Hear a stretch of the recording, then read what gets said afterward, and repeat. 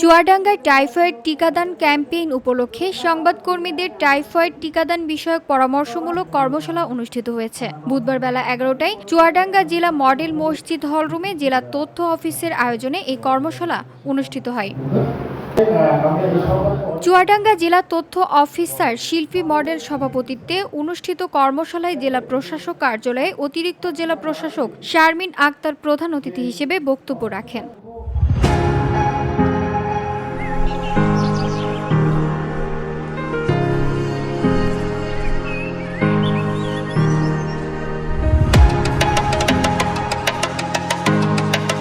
কর্মশালায় ভারপ্রাপ্ত civil surgeon doctor আউলিয়া Rahman typhoid টিকা সম্পর্কিত বিষয়ে আলোচনা ও উত্তরণের উপায় বিষয়ে আলোচনা করেন।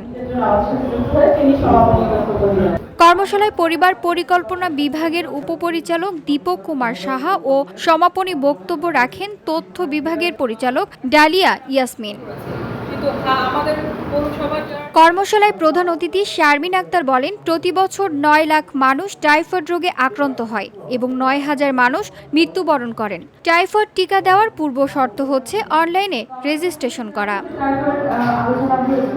VOD Bangla news desk. আশা করছি এবং এই কয়েকদিন দিতে থাকবো ইনশাআল্লাহ।